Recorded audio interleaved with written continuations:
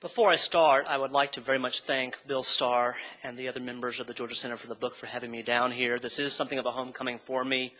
I taught in the year 1998 to 99 at Georgia State and at Kennesaw State, working part-time at both universities. Many academics look for that full-time position, that tenure-track job, and sometimes it means taking a few part-time positions, which I did here in Atlanta. So this is something of a homecoming for me again. I know Decatur fairly well, and so coming to Decatur is something of a homecoming as well. So again, thank you for having me. It's nice to be back in Atlanta, and I hope this will not be the last time I can come down here. Let me say a few words about how I got into this project, a little bit about Mrs. Carter as a person, as a First Lady. Then I thought I might throw out some rather controversial thoughts that I hope will raise some questions and some debate regarding Mrs. Carter as a politician. And then some suggestions as to what kind of impact she may have had upon the institution of the First Lady.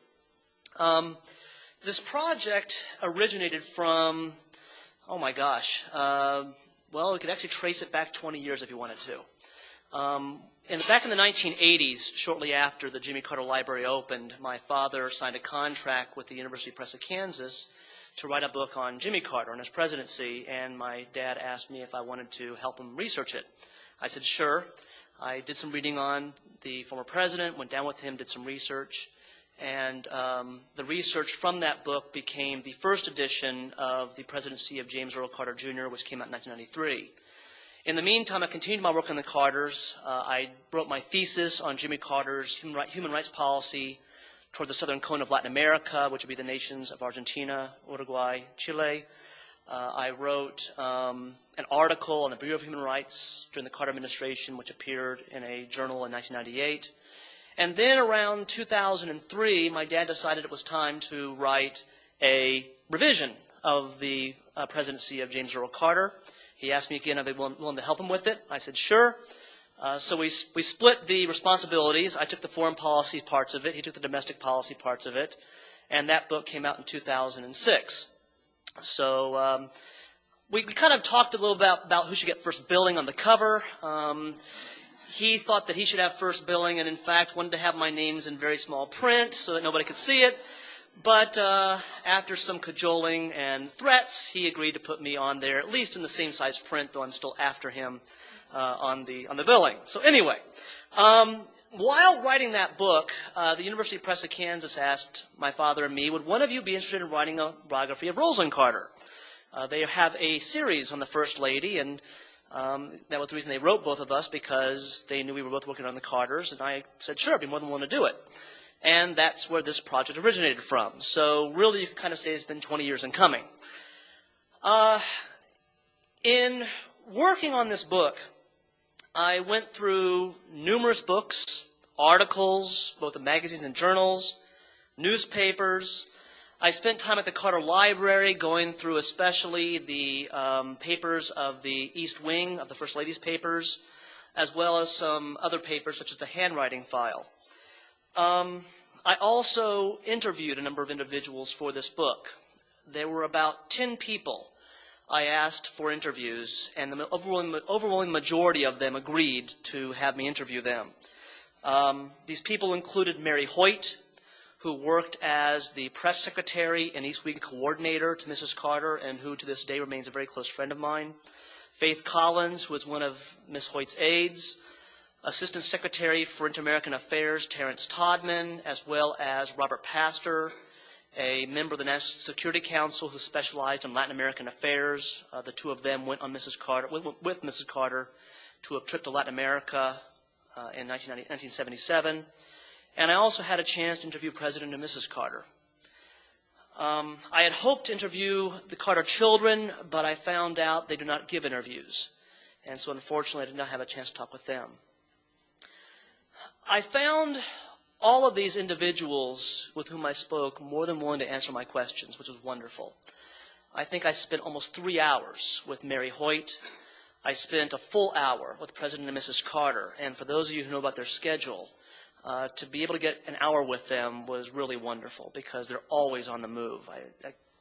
It's hard to believe that they keep as active as they do. Most of the answers President and Mrs. Carter gave to me in response to my questions were things that I had read elsewhere. And I don't think this is terribly surprising. I think you're all aware here that, in particular, President Carter has written many books. He comes out with almost a book a year. I don't know how he does it. But he's always writing a book. Mrs. Carter's written a few books as well. In fact, she has another one coming out. And some of the things they said to me were things I had read in those books. But there were some issues that I felt were not properly addressed, and which I felt needed to be asked. I'll give you some examples. President Carter, in a number of his books, such as his first autobiography, Why Not the Best, talks about how he knew he wanted to marry Rosalynn Smith the day he met her, the first date. But he never explained why. And so I said, what was it? What was it about Mrs. Carter, about your wife, that made you say, this is the person I want to marry? And he said to me it was because of her beauty and her intelligence, her inner and her outer beauty. That's what it was. And then went on to explain what happened in the first date and why it was that he realized she was the person for him. I had read at one point, and I mentioned this in the book, there was an incident supposedly where Mrs. Carter and her younger brother, Jerry, when they were children had tarred and feathered one another and had gotten in trouble for it. And I asked her about this, and she gave me a very strange look and said, that never happened. So it was nice to know that it never happened, but something else I could throw in the book that nobody had heard about. I asked her, and this is a question that I think a lot of people are asked, especially given that we're in a campaign year. How do you do it? How do you campaign for 12, 14, 16, even 18 hours a day and not go nuts? And she said to me that there were times, that it gets difficult. But she had this feeling that with the election of her husband to office, they could achieve great things for this country. And that's what drove her. That's what kept her going. And again, I think that's something that you would hear from other people. Would tell you that what drives them as well. But it's nice to know that this is what drove Mrs. Carter, kept her going. It answered a question that I had been wanting an answer to. There was one issue that I did raise with them that I knew would be a touchy issue, but I felt it had to be addressed. It is a fairly well substantiated fact that the relationship between Carter's National Security Advisor, Zbigniew Brzezinski, and his Secretary of State, Cyrus Vance, was not good. You read their memoirs, it comes through. You get into the Carter papers, it comes through. And I can give you time after time where we see this happening, them not getting along. And there was something that Zbigniew Brzezinski had said in an interview that I felt needed to be asked about. And I hope you don't mind me. I'd like to read the quote to you because I think it helps put all this in context. This is an interview he gave in 1982. He said, a very important fact in all of this was Rosalyn's attitude toward me. She liked me. And it was, in fact, she told me when we were leaving the White House that I was her special person. This was not unimportant with him, the president. So I had that additional relationship. And that had something to do with my earlier sense of confidence that if we, the National Security Council, ever had a fight with Vice President Walter Mondale or Secretary of State Edmund Muskie, and we can talk about Vance's here as well, I felt pretty confident that I would win. And I asked her, would you agree with this statement? Would you agree that you had a much closer relationship with Brzezinski, that you preferred Brzezinski over Muskie or Vance? Now, when I did this interview, both President and Mrs. Carter were there. I interviewed the two of them at the same time. And they both agreed yes. They both said yes. In fact, Carter and both President and Mrs. Carter said to me that they found Brzezinski, and President Carter says to some extent in his memoir, innovative, exciting, whereas Vance and the State Department were, as one of them put it, staid. Again, this is not a question that they were particularly comfortable with, and I could tell they were not particularly comfortable with it. But it was a question I felt had to be addressed, and again, one that I think adds a lot to the story of not just Mrs. Carter as First Lady, but an issue of Mrs. Carter's influence. And this is something I want to come back to here in a minute. This book was definitely a learning experience for me. I knew a lot about the Carter presidency from my earlier research, but far less about Mrs. Carter's First Lady, or prior to that or after that. And I learned quite a bit about her. There is general agreement, for instance, that she was one of the most activist of First Ladies. Some people say more activist than any other First Lady in U.S. history, with maybe the exception of Edith Bowling Wilson, who essentially, say some scholars, took over for her husband's duties after he had his debilitating stroke in 1919. Yet it could be argued that Mrs. Carter did things that even Mrs. Wilson never did. She went to Latin America in 1977. Okay, so what? Well, this was the first time that a First Lady had traveled abroad as her husband's official emissary to discuss substantive issues with foreign officials. This was not a goodwill trip. This was a trip dealing with actual policy and policy making. This was unprecedented. She was only the second First Lady, the first being Eleanor Roosevelt, to testify before Congress. And I should add to that, she was the first First Lady to testify before Congress during her term as First Lady. Eleanor Roosevelt testified in 1960 after she had left the White House. She sat in on cabinet meetings. That was unprecedented.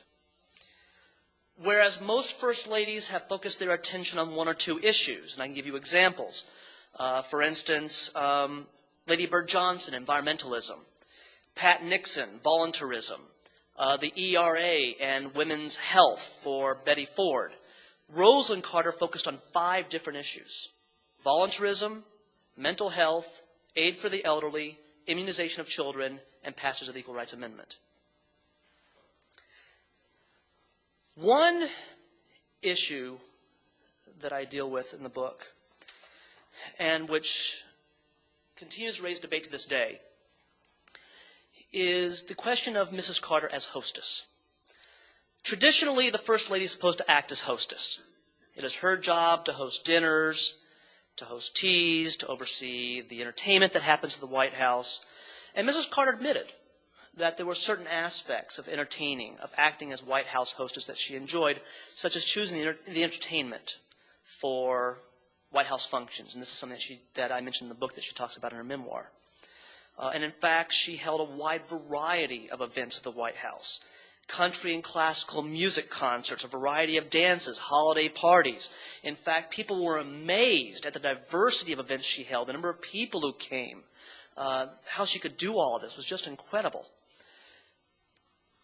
But the interesting thing, as Mrs. Carter said, if I could have the choice between acting as hostess and sitting in on a cabinet meeting, I would much rather sit in on the cabinet meeting.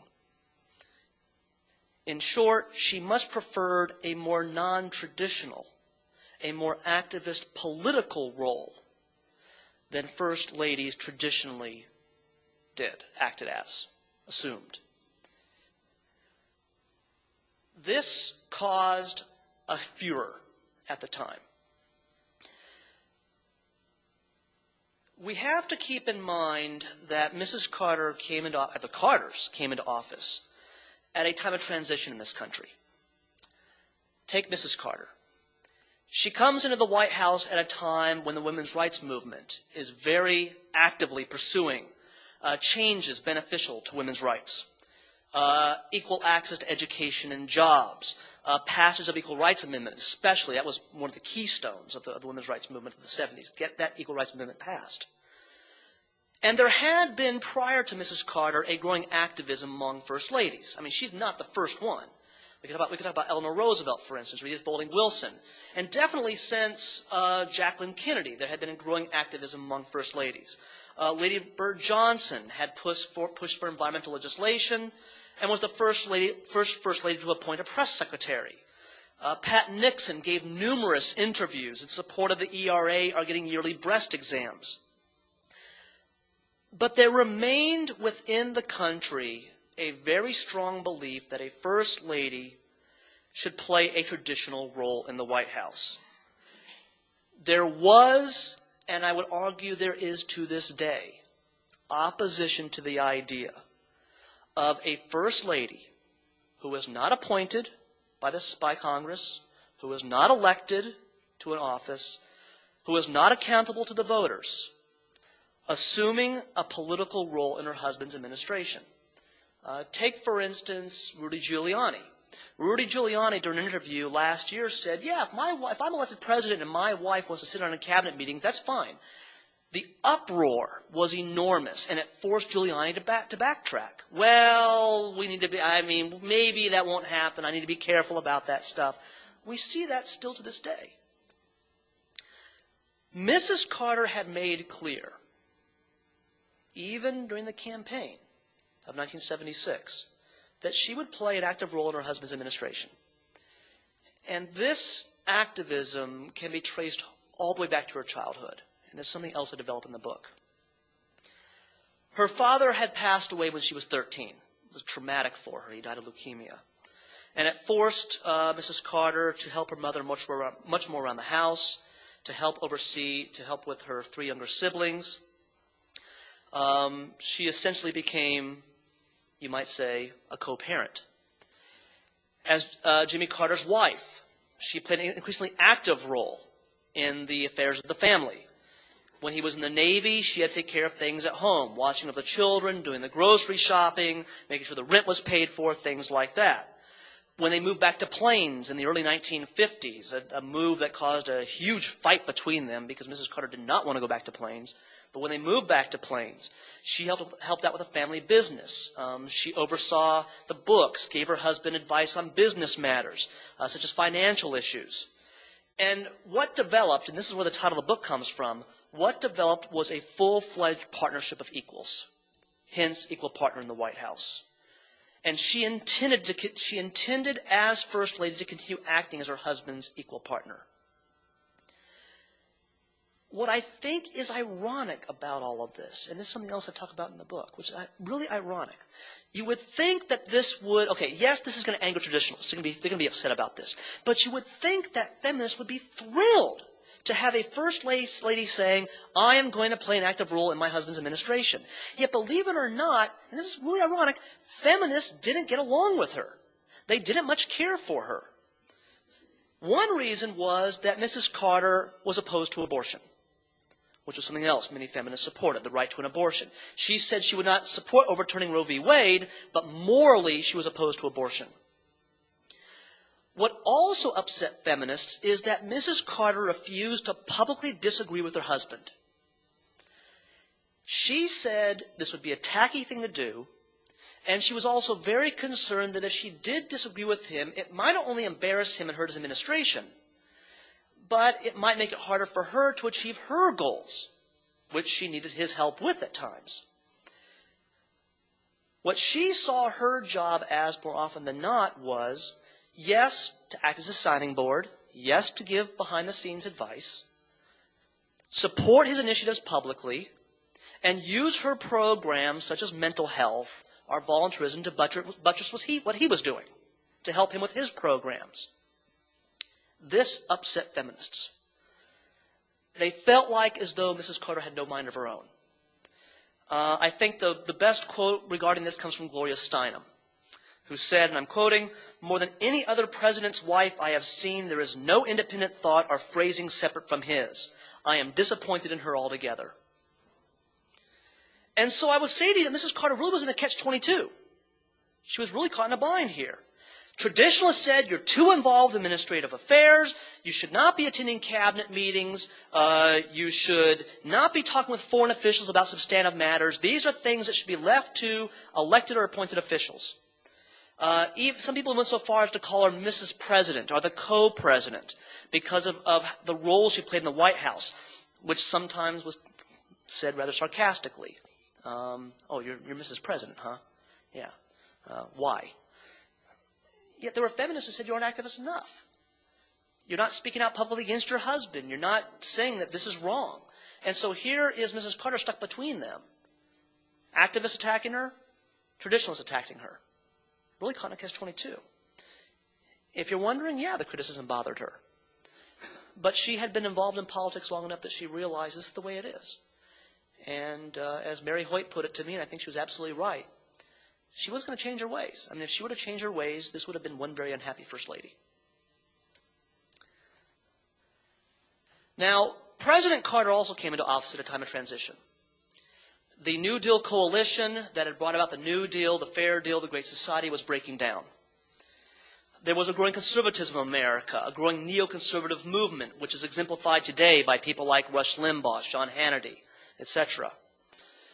Democrats who controlled Congress during Carter's term were themselves divided between these so-called old guard liberals, your Ted Kennedys, and more conservative-minded members of the party, such as your Henry Jacksons. I would suggest to you that of these two individuals, and this is something that I don't deal with directly in the book, and maybe it's something I should do in an article or a revised edition at some point down the road. Of the two, I would argue that Mrs. Carter proved much more successful at handling this transition that was occurring in America than her husband did. We've got to keep in mind that President Carter's campaign was based in part upon the idea that he was a Washington outsider. He was going to bring to Washington new ideas, new ways of thinking that were not tainted by the politics of the Beltway, that were not tainted by the Vietnam War, by the Watergate scandal. He would bring hope, honesty, truthfulness, he said. New ideas not affected by the old ways. He was, you could say, the anti-political politician. Mrs. Carter was more political-minded. She was much more the politician. And both she and the president agree on this. She once said, "Jimmy was never really a politician, but I was. My definition of a politician is you let the people guide you. Jimmy is more of a leader who wants people to follow him." And in fact, President Carter told me, and I'm quoting him directly, "Rosalynn's much more of a politician than I was or am." And I would agree with this. 100% I would agree with this. Historians of the presidency, political scientists who study the presidency, argue there are a number of things that make a politician a good politician. I'll just throw a few of them out there for you. One of them is a willingness to get involved in Washington society, to go out, meet with people, do the wheeling and dealing that's necessary during social events. Now, both of the Carters didn't do a very good job of this. They both would much rather spend time in the White House and have people come to them rather than go out into Washington, D.C. and spend time partying, having a few drinks and the like.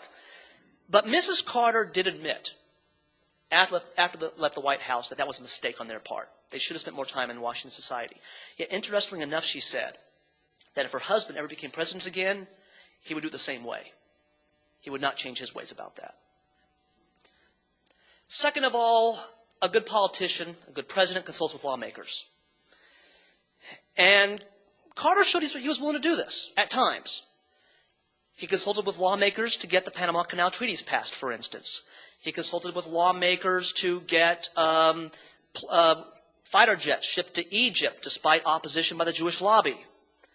But more often than not, he failed to consult with lawmakers. And in fact, there were repeated complaints from members of Congress that he wasn't consulting them, that he wasn't talking with them.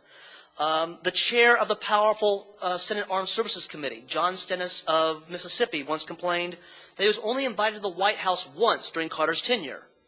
Henry Jackson, Tip O'Neill, the Speaker of the House, Senator from Washington, Henry Jackson, complained that they were not being consulted enough by the president. That ties in a lot with Carter's trustee mentality, which some scholars have written about. This idea that, Carter wants people to follow him. Carter believed that he knew what was right, and he expected others would see the righteousness of his cause. And so why spend your time consulting with lawmakers when they will come around and see you're right about something? It doesn't always work that way. And to say to a member of Congress, "You'll see I'm right," when that congressperson thinks that he or she is right, is not a good way to get things done. There's wheeling and dealing that's necessary.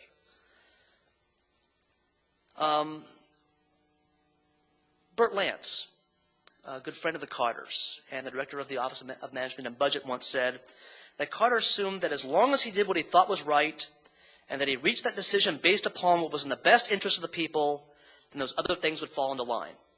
Pure and simple. I think Secretary of State Vance, however, has the best quote about this. He said, "Carter had almost a contempt for Congress, which members of Congress felt, and which made it difficult to carry through difficult political issues where you needed the Congress's help if you were ever going to get your program put into effect. That trustee mentality. Mrs. Carter was different. She was more willing to meet with lawmakers. She met with lawmakers when she worked to get legislation passed to help the elderly. She met with lawmakers to get the Mental Health Systems Act passed in 1980. She showed a much more willingness to talk with lawmakers, to wheel and deal with them than Carter did. A third problem, a third reason why I think she was more political, more of a politician than him. A politician has to realize you can only do so much. And President Carter never seemed to realize this. Excuse me, I'm going to give you a laundry list here, but I just want to give you an idea of the things that Carter tried to accomplish in his one term. And most of these were things that he wanted to accomplish from day one. Hospital cost containment, tax reform, welfare reform, Social Security reform, reorganization of the government, a comprehensive energy program, turning the Panama Canal over to Panama, resolving the Greco-Turkish dispute over Cyprus, withdrawing U.S. military forces from South Korea, signing and ratifying a strategic arms limitations treaty with the Soviet Union, SALT, stopping the proliferation of nuclear technology, promoting human rights, stabilizing the dollar, getting a lot of the Seed Treaty passed, and normalizing relations with Cuba, China, and Vietnam. Good God. I mean, both Vice President Mondale and Mrs. Carter said, you're trying to do too much. You can't do all of this. I mean, Mrs. Carter realized this. But President Carter said to her, and this is what she recalls him saying, it was better to get 95% of something than it was to get just an awful 5% of what you really wanted. Yet when you're trying to do so much, can you even get 95%, 90, 85, 50%? I mean, first of all, Congress can only do so much.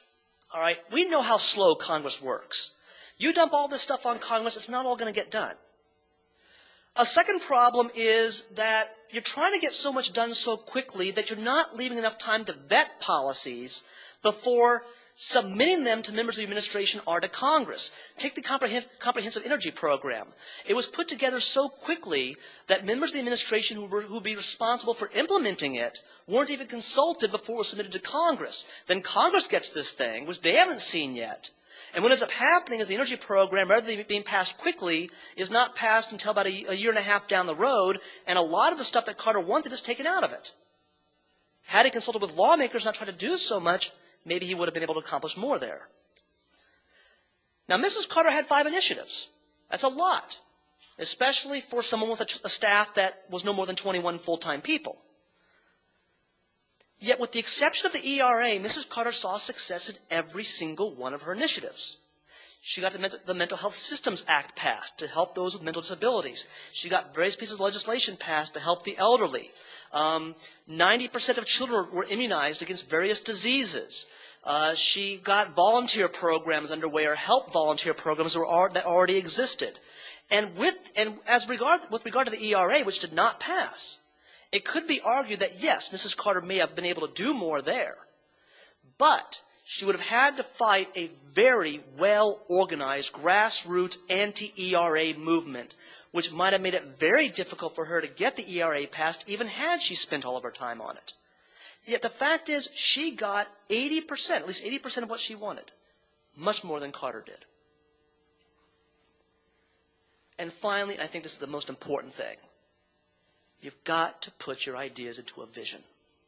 You have got to explain to the American people what the purpose of these policies is, where you see the country now, and how you see these policies helping to take the country to a certain goal.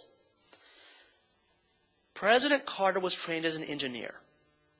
As such, he tended to look at the complex issues behind a problem, and then would seek to solve the problem. He was a problem solver.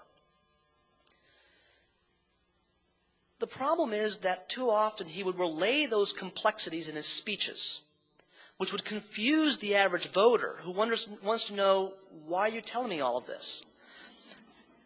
There's a great quote. Greg Schneiders, who was Assistant Secretary for Communications in the Carter administration, and one of the people I interviewed, had a wonderful comment. He told me a story during the 1976 campaign. He said, during the campaign, voters were asked to ask various questions. How would you solve this issue? How would you solve issue X? And this is one of the stories he told. He said, one of the questions was what he, the president, would do about crime. And he, Carter, went on in great detail about the root causes of crime and social issues. Rosalynn said, Jimmy, why don't you just say we'd put more criminals in jail? And he said, well, the fact of the matter is we don't even have enough jails to put them in, even if we could get all these people and could convict them all. We don't have any place to put them. And she said, well, I know that, and you know that, but I think you ought to just say it anyway. In short, simple and to the point. He had a lot of trouble here. Mrs. Carter didn't. I mean, what you got from Jimmy Carter was, here's a problem that has to be solved, here's a problem that has to be solved. Okay, what's the broader vision? And even historians to this day are unsure what the broader vision was, even if there is one, or was one. Mrs. Carter had a vision. She talked about how her 5 initiatives would create, as she put it, a more caring society.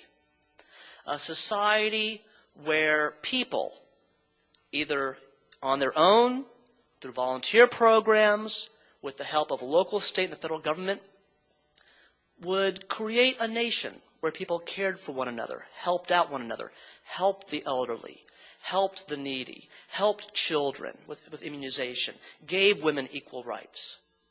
She had a vision. And that, too, I think, made her a consummate politician.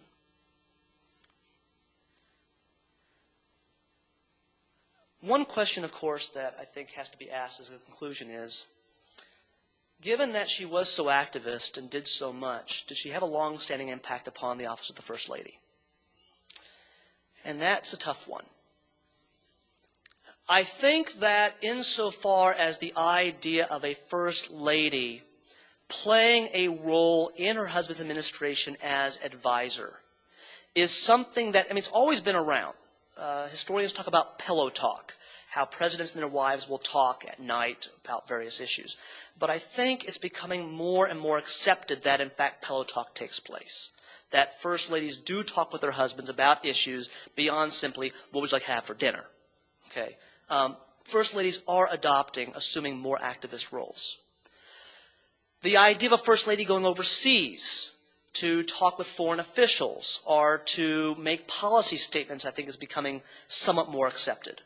Hillary Clinton traveled to 79 different countries. Laura Bush has become much more open about her concerns about what's happened in Myanmar with the government there.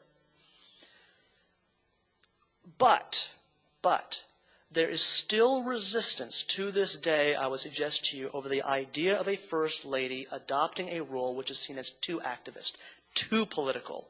Rudy Giuliani and what he said about his wife is a great example. And I think that if it were found out, for instance, that Laura Bush, who right now is quite popular among voters, if it was found out she was sitting in cabinet meetings and helping to make decisions, there'd be an uproar in this country. So I think that Mrs. Carter has had some long-term impact. But in other respects, there still remains feelings about the institution of the First Lady that have not changed.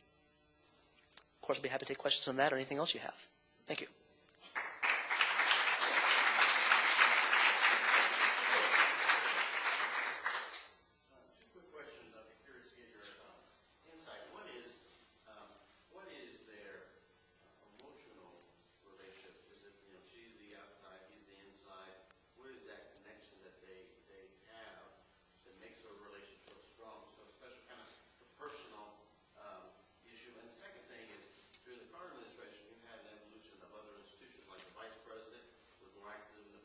Mm-hmm. Now the First Lady was more active than the President. Is it just a reflection of the complexity of office in our modern society, or is that just an evolution that was put upon President Carter's time? To answer the first question, it's funny you asked that. They are very close. Even as husband and wife, I mean, people talked about how they would hug each other, be seen kissing in public. There's a great joke I mentioned in the book where there's a picture. You know, Saturday Night Live does their fake news, and they had a picture of Mrs. Carter and President and Mrs. Carter next to each other, cheek to cheek. And the comment by the Saturday Night Live by Chevy Chase was that the Carters had epoxied themselves together.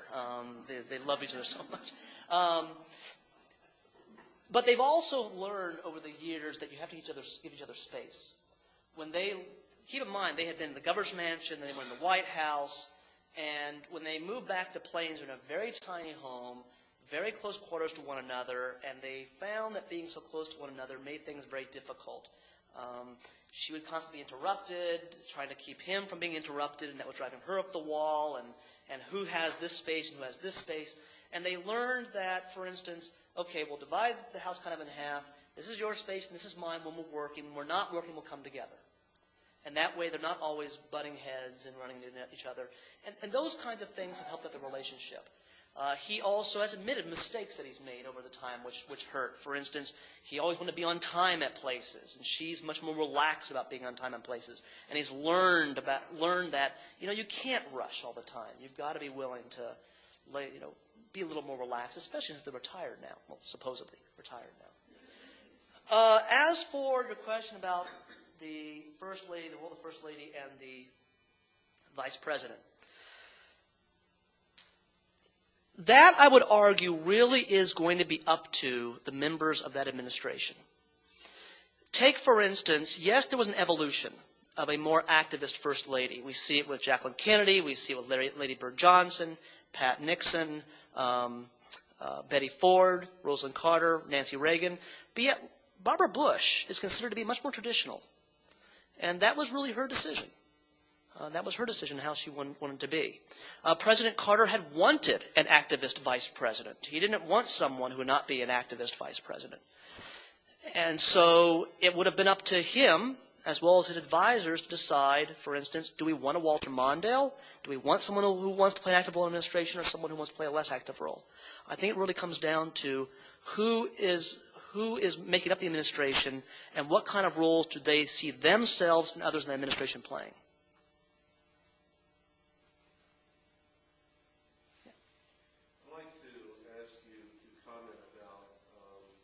Rosalynn Carter's role in fashioning campaign strategy, starting back in 1970 when Jimmy Carter ran for governor of Georgia. He took a very explicit tack to run to the right of former Governor Carl Sanders, and then fast forward to 76 when he ran for president. He was trying to be, and I'm probably paraphrasing as opposed to quoting, but a slightly more liberal George Wallace. He wanted to capture the George Wallace vote, and that, heretofore had been kind of stigmatized. He wanted to liberate it, so to speak. What was Rosalynn Carter's role in all of this? Very active. They would meet, especially in the 76 campaign, but also in the 1970 campaign. They would hold meetings to discuss strategy. She was the one, for instance, in 1976 who convinced him to run in every state. They would talk about, for instance, who should take responsibilities in campaigning in this state or that state. Now, insofar as to what positions they should take, that would be something that was generally fashioned between them. He did listen. At the time, Governor Carter did listen to what his wife had to say in terms of her suggestions, but the ultimate decision would have been his. So she might have suggested to him, here's how you should run against Sanders, or here's how you should run in terms of being president. Here's some of the topics you should bring up. But ultimately the decision would be his. However, they would have these, you might call them jam sessions, where they would talk and discuss strategy, policy, and the like. So she played a very active role in those decisions. One thing I should add, however, while she did play an active role in the decision-making, and again, leaving him to make the final decisions, since he was the candidate, she herself hated to go out on the campaign trail, hated to speak, hated to get in front of a crowd. It was not uncommon for her to throw up before going out to see an audience just because it made her so nervous. But she did it. She did it.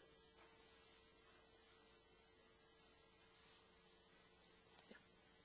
Talked about how accepting this country is about active first ladies. How accepting were the countries that she visited, representing the United States, having a woman come speak to their officials? Good question. It depends what you're talking about. Now, if we're referring only to the 1977 trip, which is where she's talking substantive issues, not terribly, at least at first. Her first stop was in Jamaica, and the Prime Minister there, Manley, thought that she was just coming on a goodwill mission. And it took a while for her to make him understand, I am not here on a goodwill mission, I'm here to talk policy with you. By the end of the trip, these leaders were realizing that she is here to talk policy. So they were accepting of her in that respect. But there all along was this undercurrent of why should we be speaking with a First Lady? This is a job for the Secretary of State, or the Deputy Secretary of State, or the President or Vice President, not for her. And so while they are willing to talk policy with her, and did, there was throughout that undercurrent that we are being slighted. One Latin American official put it, here we are, they send the Undersecretary of State to Africa, and what do they give us, a First Lady? That's not fair to us, said sending Latin Americans. Now, in terms of other countries, she really was there pretty much on goodwill missions. And there's some suggestion among the scholars, and I think there's some truth to it, that even though she came back to a very accepting American public, which said, you know what, the idea of a First Lady going to talk about issues with foreign officials isn't so bad. The majority of Americans supported her. That there was enough this undercurrent about a First Lady adopting that role, a negative undercurrent, that from that point on she did not assume that kind of a role in future trips. Maybe the closest she would have come would have been 1979 when she went to Thailand to talk with officials there about the Cambodian refugee crisis that was occurring. But there you could even put it as within the rubric of the role of the First Lady, because we're talking about caring for others, helping others, and so that would fit in with her more traditional role. So less opposition there to that. Does that answer your question? Okay. Mm-hmm. Bill? Do you know of any response from either President or Mrs. Carter to your books that have been published? I'm hoping to get something good, but nothing yet. I'm hoping to see her assistant, Madeline, formerly Madeline McBean, now Madeline Edwards, down in Americas. Maybe she knows, but I haven't heard anything as of yet.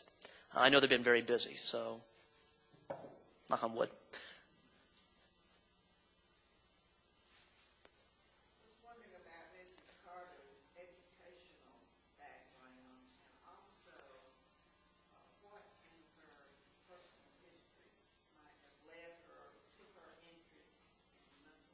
Okay, great question.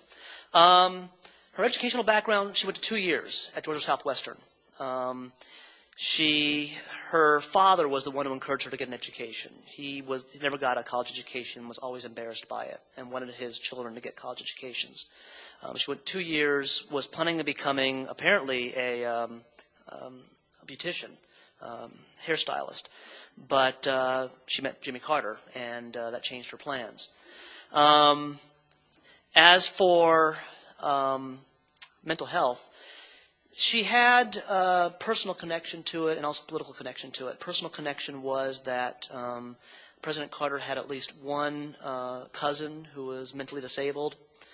She also had a political connection in that during the 1970 campaign, she was told oftentimes parents would come up to her and our loved ones would come up to her and talk to her about how their son or daughter or a cousin or a loved one was mentally ill and wasn't getting necessary help, and what does she plan on doing about that? And that question, what do you plan on doing, also generated her interest in the topic. So both having cousins of her husband's involved, as well as these questions, are what led her into it. There's kind of a funny story, if you don't want me to keep going long here, but it's kind of a funny story where she decided to ask her husband about this. They both talk about this in their memoir. She wanted to ask her husband about this. And so one day when at the time, Jimmy Carter was running for governor, she went in the line to shake hands with him and goes up to him to shake his hand. And he looks at her like, what are you doing here? She was shocked, and she said to him, I'd like to know what you plan on doing about mental health.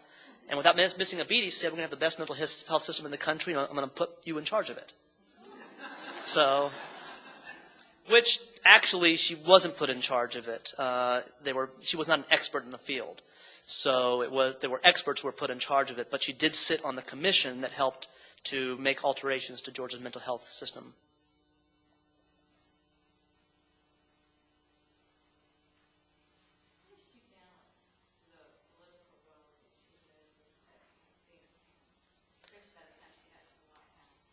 It's tough. And she was asked about that.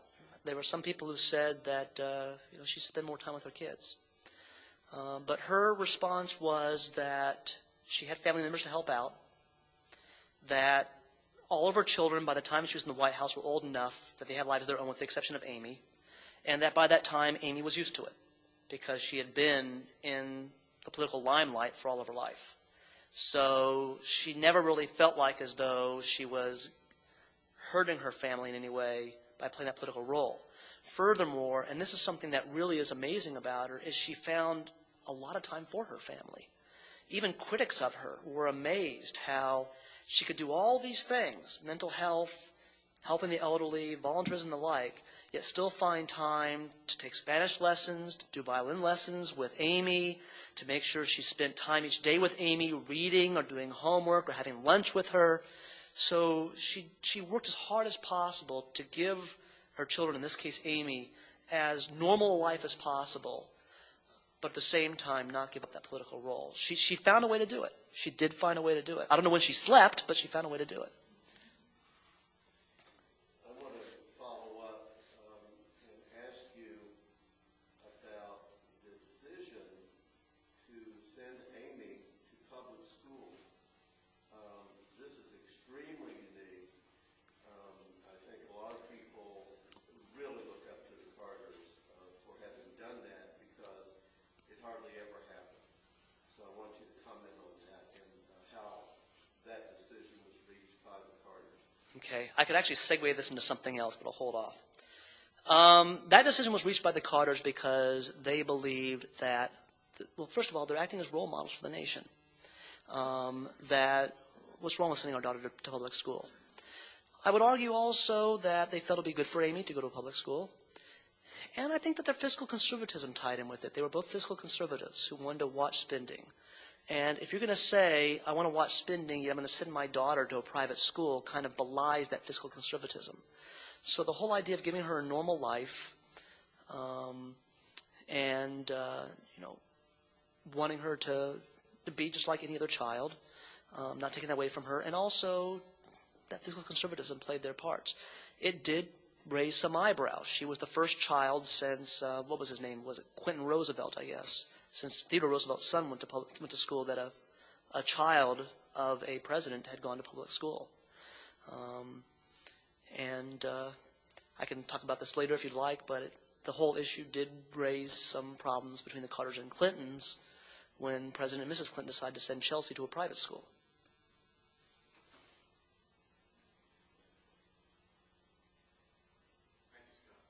We invite you to join the conversation now. Yeah, sure. We get a signed copy of this book. Yes, thank you.